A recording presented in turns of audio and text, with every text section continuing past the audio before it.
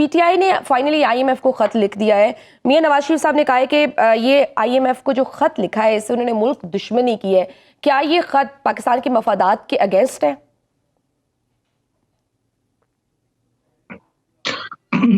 देखें, पहले मुझे थोड़ा टाइम देना आपने। जी जी। देखें, पार्लियामेंट होता क्या है, पहला सवाल तो ये है। पार्लियामेंट बेसिकली आपकी आवाम का जो चेहरा होता है, सारी कलेक्टिव आवाम का, वो पार्लियामेंट होता है आपका एक जमहूरियत के अंदर। अब आपके ऊपर जो कानून बनने और सबसे जो इम्पोर्टेंट कानून होता है वो होता है आपके ऊपर जो टैक्स इंपोज होता है। वो आपका आईने पाकिस्तान आर्टिकल 77 कहता है वो सिर्फ पार्लियामेंट इंपोज कर सकता है through an act of parliament के कानून, लॉ चाहिए आपको उसके लिए। अब ये एक दिन में कानून नहीं बना। अगर आप देख लें, बरतानिया की हिस्ट्री देख लें, वहां पे पूरी सिविल वॉर हुई थी 17th सेंचुरी में। फिर जाके वहां पे ग्लोरियस रेवोल्यूशन आया तो उन्होंने कानून पास किया कि नो टैक्सेशन विदाउट रिप्रेजेंटेशन, कि अवाम राइट। की रिप्रेजेंटेशन जिस इंस्टीट्यूशन में होगी वही इंस्टीट्यूशन उनके ऊपर टैक्स इंपोज कर सकता है। फिर अमेरिकन सिविल वॉर से बात स्टार्ट होती है और अमेरिकन कॉलोनी आजाद होती है। इस बेसिस पे होती है कि बरतानिया में बैठा हुआ पार्लियामेंट अमेरिकन लोग जो है वहां पे जो कॉलोनाइज थे उनके ऊपर टैक्स इंपोज नहीं कर सकता। उनका अपना वहां पे पार्लियामेंट हो, जो उनका चेहरा हो, उन पे टैक्स इंपोज करेगा।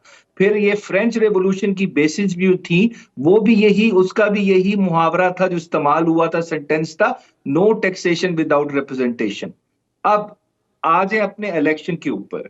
अब आपके इलेक्शन के मुताबिक, जो फॉर्म 45 के रिजल्ट के मुताबिक 75 लोग जो इलेक्शन जीते हुए हैं वो इस वक्त आपके पार्लियामेंट में नहीं है। क्या ये आपकी ट्रू पिक्चर है पार्लियामेंट की? अवाम का चेहरा जो है उसको रिप्रेजेंट कर रहा है आपका पार्लियामेंट?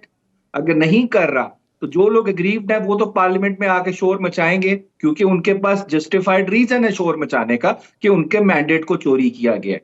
अब ऐसा पार्लियामेंट जिसके पास पब्लिक का मैंडेट ही नहीं है, जो फॉर्म 45 पे आधा हारा हुआ पार्लियामेंट है, क्या वो अवाम के ऊपर अगर कोई कानून बना के टैक्स इंपोज करेगा आईएमएफ की कंडीशनैलिटीज फॉलो करते हुए, उनके ऊपर इलेक्ट्रिसिटी बिल्स उसके रेज होंगे, उसके बाद जितने यूटिलिटी बिल्स रेज होंगे, डबल टैक्सेशन होगी, जो भी होगा, जितने फिस्कल डिसीजंस होंगे, क्या अगर वो पार्लियामेंट वो फैसले करेगा या उससे निकला हुआ एग्जीक्यूटिव वो फैसले करेगा? उसके पास मैंडेट है, उसको उस अवाम ने मैंडेट दिया हुआ है?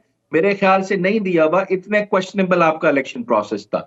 इस वजह से आईएमएफ आपका, उसकी अपनी गाइडलाइंस है 1997 की, उसका पैरा 19 अगर आप पढ़े, वहां पे लिखा हुआ है कि अगर कोई करप्ट प्रैक्टिसेस होती हैं तो उसका ऑडिट आप रिक्वेस्ट कर सकते हैं आईएमएफ को। अगर वही लिखा है, और अगर आप वो लेटर पढ़े उसके शुरू में ही लिखा हुआ है, डिस्क्लेमर दिया हुआ है कि इस लेटर का मतलब ये नहीं है कि आप इस मुल्क की इमदाद रोक लें लॉन्ग टर्म या शॉर्ट टर्म जिससे इकोनॉमिक स्टेबिलिटी खराब हो। सिर्फ रिक्वेस्ट है कि आप ऑडिट करवा लें, इनको रिक्वेस्ट करें लोकल किसी एजेंसी से, फैफन है आपके पास, पैटर्न है, उससे एजेंसी करवा ले। तो मेरे ख्याल से ये अभी अदनान साहब ने एग्जाम्पल दे दी।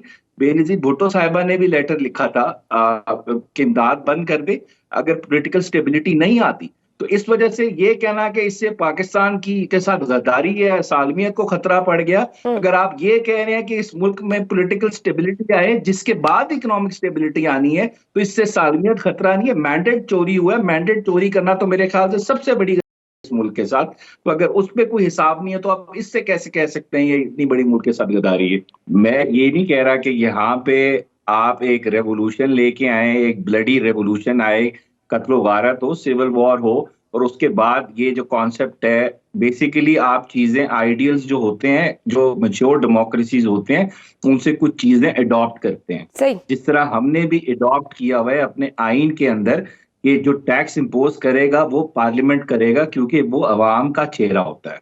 अगर फॉर इंस्टेंस कोई ट्रू मैंडेट वाला पार्लियामेंट है, वो टैक्स इंपोज करता है, तो अवाम उसको बर्दाश्त भी कर जाती है, क्योंकि वो ये सोच रही होती है कि इनको हमने वोट दिया है। अब नो टैक्सेशन विदाउट रिप्रेजेंटेशन का मतलब यही है कि एक इलेक्टेड पार्लियामेंट हो जो हम पे टैक्स इंपोज करे। ये उस वक्त के कॉन्सेप्ट थे जो आज से 200-250 साल पुराने आए थे।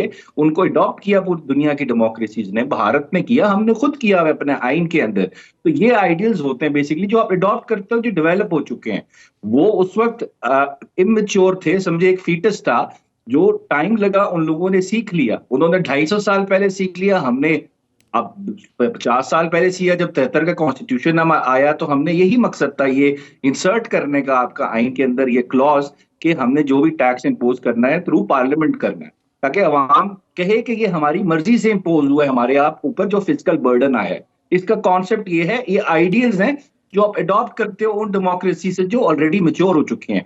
और जहां तक देखिए पार्लियामेंट्री फॉर्म ऑफ गवर्नमेंट है, ये हमारे आइन के अंदर लिखा हुआ है। सही। ये बात बिल्कुल नाजी साहब ठीक कर रहे हैं। अगर आपने इसको चेंज करना है तो आपको मेरे ख्याल से एक नई कॉन्स्टिट्यूंट असेंबली चाहिए जो वो पार्टी आए आपकी पावर में जो इस बेसिस पे आए कि हमने आके ये फॉर्म ऑफ गवर्नमेंट लेके आनी है।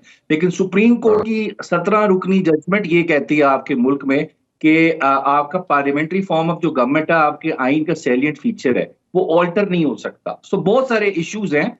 और जहां तक देखें राणा साहब कह रहे हैं कि अगर मसला नहीं हुआ तो सिस्टम ये हो सकता है। मेरे ख्याल से जो भी मसला हो, जितना बड़ा इशू भी हो, हर इशू का आपकी रेजोल्यूशन आपके स्टेट के एक्टर्स के दरमियान जो कॉन्फ्लिक्ट रेजोल्यूशन है उसके मसले का हल आपके आइन के अंदर लिखा हुआ है। और जो भी करना है हमने आइन के अंदर रह के ही करना है, उससे बाहर जाके नहीं करना।